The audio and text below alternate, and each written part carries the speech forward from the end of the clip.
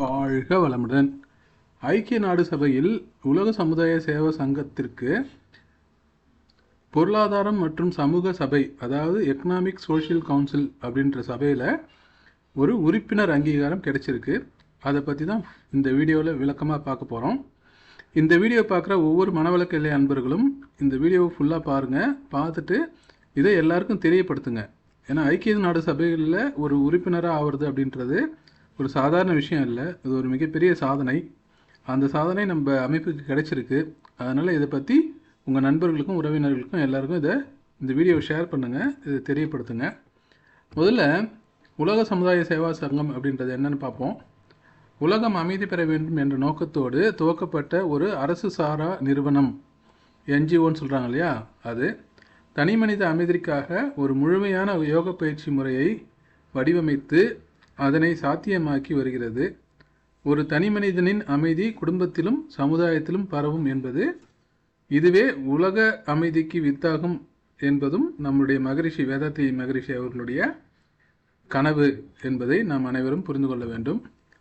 So ஐக்கிய நாடு சபையில் பல அமைப்புகள் இருக்குது. அதில் ஒரு முக்கியமான அமைப்பு தான் எக்கனாமிக் சோஷியல் கவுன்சில் அப்படின்றது. அதாவது பொருளாதாரம் மற்றும் சமூக சபை அப்படின்னு சொல்கிறாங்க. இது அரசு சாரா அமைப்புகளின் வழியே அனைவருக்கும் பொருளாதாரம் மற்றும் சமூக நீதி போன்றவற்றில் மேம்பாடு அடையும் நோக்கில் செயலாற்றுகிறது. இவங்க என்ன பண்ணுறாங்கன்னா, உலகில் உள்ள அனைத்து நாடுகளிலும் உள்ள மக்களுக்கு ஒரு என்விரான்மெண்ட், அதாவது சோஷியல் மற்றும் எக்கனாமிக்ஸ், அதாவது எல்லாரும் பொருளாதாரத்தில் உயரணும், அதே சமயத்தில் சொசைட்டியில் எல்லோரும் சமமாக ஒரு சமூக நீதின்னு சொல்கிறாங்க இல்லையா, அந்த மாதிரி கிடைக்கணும் அப்படின்றதுக்காக ஒரு என்ஜிஓ கூட சேர்ந்து இவங்க பணியாற்றிட்டு வராங்க. ஸோ நம்ம வேதாத்ரி மகரிஷி அப்படி பார்த்தீங்கன்னா 1911ஆம் ஆண்டு சென்னைக்கு அருகே கூடுவாஞ்சேரியில் பிறந்தவர். ஒரு எளிமையான நெசவு குடும்பத்தில் பிறந்த வேதாத்ரி மகரிஷி அவர்கள் உலகம் அமைதி பெற வேண்டும் என்று கனவு கண்டார். 1957ஆம் ஆண்டிலேயே உலகம் அமைதி பெற ஐக்கிய நாடுகளின் பங்கை தெளிவாக விளக்கினார். ஸோ உலக அமைதின்னு ஒரு புத்தகம் எழுதியிருக்காரு வேதாத்ரி மகரிஷி அவர்கள். அதில் ஐக்கிய நாடுகள் சபை உலக அமைதிக்கு பெரிய பங்காற்ற வேண்டும் அப்படின்னு சொல்லியிருக்காங்க. ஸோ ஐக்கிய நாடுகள் சபை உருவான 10 ஆண்டுகளுக்குள் உலகம் அமைதி அடைவதில் ஐக்கிய நாடுகள் சபை வகிக்கும் பொறுப்பு பற்றியும் வேதாத்ரி மகரிஷி அவர்கள் அந்த புத்தகத்தில் குறிப்பிட்டுள்ளார். வேதாத்ரியம் அப்படின்றது 14 கோட்பாடுகளை உடையது. அதில் முக்கியமானது பார்த்திங்கன்னா பொருள்துறையில் சமநீதி அப்படின்னு சொல்லியிருக்காங்க. ஸோ அதனால தான் இந்த சோஷியோ எக்கனாமிக் கவுன்சில் என்ன பண்ணியிருக்காங்க, நம்மள ஒரு முக்கியமான மெம்பர்ஸாக அங்கீகரிச்சிருக்காங்க ஆக்சுவலாக. ஸோ இந்த வேதாத்ரியத்தை பற்றி தனி வீடியோ இருக்குது நம்ம சேனலில், அதோட லிங்க் டிஸ்கிரிப்ஷனில் இருக்குது, செக் பண்ணி பாருங்கள். ஸோ உலக சமுதாய சங்கத்தின் தலைவர் பத்மஸ்ரீ மயிலானந்தம் எஸ்கேஎம் அவர்கள் தொலைநோக்கு பார்வை மற்றும் வழிகாட்டுதலின் கீழ் ஐக்கிய நாடு சபையில் நமது சங்கம் உறுப்பினராக வேண்டும் என்ற மகரிஷியின் கனவு 2021ஆம் ஆண்டு நினைவாகி உள்ளது. இந்த மெம்பர்ஷிப் 2021 கிடைச்சிருக்கு. நானும் மனவளக்கலையில் இருக்கேன், நிறைய பேருக்கு இருக்காங்க, நிறைய பேருக்கு இதை பற்றி விவரம் தெரியல. சமீபத்தில் தான் நான் இதை பற்றி தெரிஞ்சுக்கிட்டேன். அதனால தான் இது எல்லாருக்கும் தெரியணுன்ற ஒரு நோக்கத்துக்காக இந்த வீடியோ தயார் பண்ணியிருக்கோம். நமது சங்கத்திற்கு சிறப்பு அங்கீகாரம் வழங்க கோரி ஐக்கிய நாடுகளின் எக்கோசோ அதாவது எக்கனாமிக் அண்ட் சோஷியல் செயலகத்தில் அதற்கான விண்ணப்பம் கடந்த 2017ஆம் ஆண்டு சமர்ப்பிக்கப்பட்டது. கிட்டத்தட்ட 9 வருஷத்துக்கு முன்னாடி சப்மிட் பண்ணியிருக்காங்க. நமது சங்கத்தின் அனைத்து துறைகளின் செயல்பாடுகள் பற்றிய விரிவான விண்ணப்பம் சமர்ப்பிக்கப்பட்டது. அதாவது ஆழியாரில் பார்த்திங்கன்னா நிறைய ஆக்டிவிட்டீஸ் நடந்துகிட்டு இருக்கு. எனக்கு தெரிஞ்ச வகையில் சொல்கிறேன், தமிழ்நாட்டில் உள்ள அனைத்து உடற்கல்வி ஆசிரியர்கள் இருக்காங்க இல்லைங்களா, அரசு பள்ளிகளில், அவங்க எல்லாருக்குமே ஆழியாரில் ட்ரைனிங் கொடுத்துருக்காங்க. அதேமாதிரி சென்னையில் போக்குவரத்து கழக ஊழியர்களுக்கெல்லாம் ஆழியாரில் ட்ரைனிங் கொடுத்துருக்காங்க. அந்த மாதிரி நிறைய கிராமத்தை தத்தெடுத்து கிராமிய சேவை திட்டம் அப்படின்ற பேரில் மனவளக்கலை பயிற்சிகள் எல்லாம் இலவசமாக பல கிராமங்களில் சொல்லி கொடுத்துருக்காங்க. இந்த சேவைகள் எல்லாம் அங்கீகரிக்கும் விதமாக தான் இந்த உறுப்பினர் நம்மளுக்கு கொடுத்துருக்காங்க அப்படின்றத நம்ம புரிஞ்சுக்கணும். சரி, ஒரு வருஷமும் பார்த்திங்கன்னா ஐநா சபையில் இந்த அமைப்பில் நிறைய பேர் நிறைய என்ஜிஓஸ் வந்து அப்ளிகேஷன் போடுறாங்க. அது அப்ளிகேஷன் போட்டால் ஒன்று அதை பரிசீலிப்பாங்க. ஆக்சுவலாக அதை வந்து ஸ்க்ரூட்னி பண்ணுவாங்க, ரிவ்யூ பண்ணுவாங்க, பண்ணிவிட்டு வந்து இன்ஸ்பெக்ஷன் பண்ணுவாங்க. உண்மையிலே நம்ம சொல்லியிருக்கிறதெல்லாம் கரெக்டாக அப்படின்றதெல்லாம் பார்ப்பாங்க. அந்த மாதிரி ஆழியார்லேயும் வந்து பார்த்துருக்காங்க. ஸோ மதிப்பாய்வின் போது தொடர்ந்து பல நேரடி ஒளிபரப்புகளில் கலந்து கொண்டு பொருத்தமான பதில்கள் உடனடியாக வழங்கப்பட்டன. ஸோ ஆன்லைனில் வந்து மீட்டிங்லாம் வச்சு அது அவங்க கொஸ்டின்ஸ்லாம் கேட்பாங்க. இது என்னென்ன பண்ணியிருக்கீங்க, என்னென்ன ப்ரூஃப் இருக்குது, எவிடன்சஸ் இருக்குது அப்படின்னு கேட்பாங்க. அதுக்கெல்லாம் வந்து நம்ம ஆழியாரில் இருக்கக்கூடிய அறிஞர்கள் குழு அதற்கான விளக்கத்தை தான் கொடுத்துருக்காங்க. நமது விண்ணப்பம் பார்த்திங்கன்னா செப்டம்பர் 2021 60க்கும் மேற்பட்ட நாடுகளின் பிரதிநிதிகளால் திறனாய்வு செய்யப்பட்டது. ஐநா சபையில் நடைபெற்ற அந்த கூட்டத்தை நேரடியாக ஒளிபரப்பியிருக்காங்க. அதனுடைய ரெக்கார்டிங்ஸு நம்ம இப்போ பார்க்கலாம். Application the World Community Service Center. So application நம்ம வேர்ல்டு கம்யூனிட்டி சர்வீஸ் சென்டர் சொல்கிறாங்க. அப்புறம் UN NGO committee sessions in New York in progress அப்படின்றது அவங்க வருது.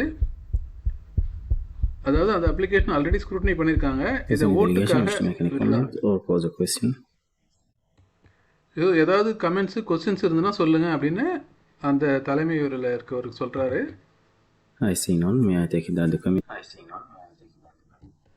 ஸோ யாரும் எந்தவித அப்ஜெக்ஷனும் தெரிவிக்கல, எந்தவித கேள்வியும் கேட்கல. அதனால் may I take it that the committee which is recommended that special consultative status be granted to the organization. I hear no objection. It is so decided. இப்போ இந்த கன்சல்டிவ் ஸ்டேட்டஸ் அப்படின்றாங்க இல்லையா, அந்த மெம்பர்ஷிப் கிடைச்சதுனால என்னென்ன நன்மைகள் இருக்குது அப்படின்றத பார்க்கலாம். உலகளாவிய அங்கீகாரம் அப்படின்றது நம்மளுக்கு கிடைக்கும். ஆல்ரெடி நம்ம வந்து உலகம் ஃபுல்லாக நம்மளுடைய அமைப்பு இருக்குது. இருந்தாலும் ஐநாவில் வந்து நம்மளுக்கு அங்கீகரிச்சிருக்காங்க, ஒரு ஸ்டேட்டஸ் கொடுத்துருக்காங்க அப்படின்னா அது இன்னும் வலு சேர்க்கும். இன்னும் நிறைய பேர் வந்து நம்ம அமைப்பில் வந்து ஜாயின் பண்ணுவாங்க. நிறைய என்ஜிஓக்கள் வந்து நம்ம கூட சேர்ந்து பணியாற்றுவாங்க. நம்மளுடைய கிராமிய சேவை திட்டம்லாம் இன்னும் நிறைய பேருக்கு போய் சேரும். சரிங்களா? ஸோ யோகா, தியானம், மனிதநேயம் பணிகள் உலகளவில் நம்பகத்தன்மை பெறும். ஸோ வந்து ஒரு ஐநா வந்து அங்கீகரிச்சிருக்காங்கன்னா அது சாதாரண விஷயம் இல்லை. நம்ம நல்லா பண்ணியிருக்கோம், நம்ம கடந்த காலத்தில் நம்ம சிறப்பான முறையில் செயலாற்றிருக்கோன்றதுனால தான் அவங்க அந்த ரெக்கக்னைஸ் பண்ணியிருக்கிறாங்க. ஸோ கவர்மெண்ட்டு மற்றும் வந்து பார்த்திங்கன்னா சர்வதேச அமைப்புகள் மதிப்புடன் அணுகும். ஸோ ஒரு இன்டர்நேஷ்னல் ஆர்கனைசேஷன் இருக்காங்கன்னு வச்சுங்களேன் ஒரு வெளிநாட்டில், அந்த அமைப்புகள் செய்ய நினைக்கக்கூடிய சமூக சேவைக்கு நம்மளையும் பயன்படுத்துவதற்கான வாய்ப்புகள் இருக்குது. அதன் மூலிமா ஃபண்டிங் கூட வரலாம். ரெண்டாவது பார்த்திங்கன்னா ஐநா சபை கூட்டங்களில் பங்கேற்க முடியும். ஐநா சபையில் நிறைய கூட்டங்கள் நடத்துகிறாங்க இல்லைங்களா, கான்ஃபரன்சஸ்லாம் நடத்துகிறாங்க, மகாநாடுகள்லாம். அதில் எல்லாருக்கும் அழைப்பு அனுப்ப மாட்டாங்க, குறிப்பிட்ட நபர்களுக்கு மட்டும்தான் அனுப்புவாங்க. அப்படி பார்க்கும்போது நம்ம அமைப்பு சார்பாக நம்ம தலைவரோ இல்லை அறிஞர் குழுவில் இருந்தோ யாராவது ஒரு மூத்த பேராசிரியரோ அதில் போய் கலந்துக்கிட்டு அதில் வந்து நம்மளுடைய கருத்துக்களை வந்து சமர்ப்பிக்கலாம். ஸோ அங்கே போய் பேசலாம், ஏதாவது ஸ்பீச் கொடுக்கலாம், இல்லைனா வந்து நம்மளுடைய திட்டங்களை வந்து ப்ராஜெக்ட்ஸ் அங்கே சப்மிட் பண்ணலாம். அது உலக மக்களுக்கு நன்மை அளிக்கும்னு அவங்க நினச்சாங்கன்னா அதை இம்ப்ளிமெண்ட் பண்ணுறதுக்கும் நிறைய வாய்ப்புகள் இருக்குது. ஸோ உலகளாவிய கொள்கை விவாதங்களில் பங்கு கொள்ளலாம். இதன் மூலம் WCSCயின் ஆன்மீக மற்றும் சமூக சேவை உலக அரங்கில் பரவ வாய்ப்பு கிடைக்கும். ஆல்ரெடி உலக அரங்கில் பரவி இருக்கு, இருந்தாலும் அது வெளிநாட்டில் இருக்கக்கூடிய நம்ம தமிழர்கள் அதை பயன்படுத்துகிறாங்க. பட் இதன் மூலிமா வெளிநாட்டு மக்களும் இதில் கொஞ்சம் பேர் ஏற்கனவே பங்கெடுத்தாலும் இன்னும் நிறைய பேருக்கு போய் சேரும் அப்படின்றது தான் ஒரு உண்மை. அடுத்தது சர்வதேச ஒத்துழைப்பு வாய்ப்புகள். உலகளாவிய NGOக்கள், UN அமைப்புகள், அரசு தரப்புகளுடன் இணைப்பு, மனநலம், பெண்கள் முன்னேற்றம், இளைஞர் வளர்ச்சி, நிலையான வளர்ச்சி போன்ற துறைகளில் கூட்டுப்பணிகள். இது என்ன தெரியுங்களா, இந்த மனநலம், பெண்கள் முன்னேற்றம்லாம் இருக்கு இல்லைங்களா, அது வந்து சஸ்டைனபிள் டெவலப்மெண்ட் கோல்ஸ் அப்படிங்கிறாங்க. ஸோ ஐநா சபையில் 17 சஸ்டைனபிள் டெவலப்மெண்ட் கோல்ஸ் கொடுத்துருக்காங்க.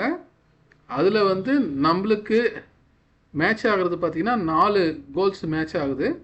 அது என்னென்னா SDG 3, 4, 5 and 16. 3ல் வந்து நல்ல ஆரோக்கியம் மற்றும் நல்ல வாழ்வு, ஓகேங்களா. அடுத்தது வந்து தரமான கல்வி. 5வது பாலின சமத்துவம். பாலின சமத்துவம்னா ஜெண்டர் ஈக்குவாலிட்டி. ஆண் பெண் சமத்துவம், ஆணுக்கும் பெண்ணுக்கும் சமமான வாய்ப்பு அளிக்க வேண்டும் அப்படின்றது. 16வது வந்து அமைதி மற்றும் நீதிமுறை அப்படின்னு சொல்கிறாங்க. ஸோ உலக அமைதியை பற்றி நம்ம நிறைய ஒர்க் பண்ணியிருக்கோம். தனி மனித அமைதி மூலமாக உலக அமைதியை அடையலாம் என்பதே நம்மளுடைய முக்கியமான கருத்து. இந்த எகோசோக் இந்த உறுப்புரிமை மூலம் இந்த இலக்குகளுக்கான பங்களிப்பை அதிகாரப்பூர்வமாக பதிவு செய்ய முடியும். ஓகே, இதுதான் முக்கியமான நன்மைகள். ஸோ அடிப்படையில் பார்த்தீங்கன்னா தனி மனித அமைதியை உலக அமைதியை அடைய முடியும் என்ற வேதாத்ரி மகரிஷி அவர்களின் கனவு 5 ஆண்டுகளுக்கு முன்பு நிறைவேறி இருக்கிறது. யூடியூப்பில் பார்த்தீங்கன்னா இந்த விஷயம் வந்திருக்கு. கிட்டத்தட்ட பார்த்தா 4 வருஷத்துக்கு முன்னாடி போட்டிருக்காங்க.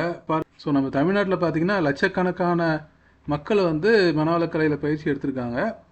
ஆனால் இந்த விஷயம் ஒரு வீடியோ போட்டிருக்கோம். இந்த வீடியோவை கண்டிப்பாக எல்லாருக்கும் ஷேர் பண்ணுங்கள். இது எல்லா மக்களுக்கும் போய் சேரணும்.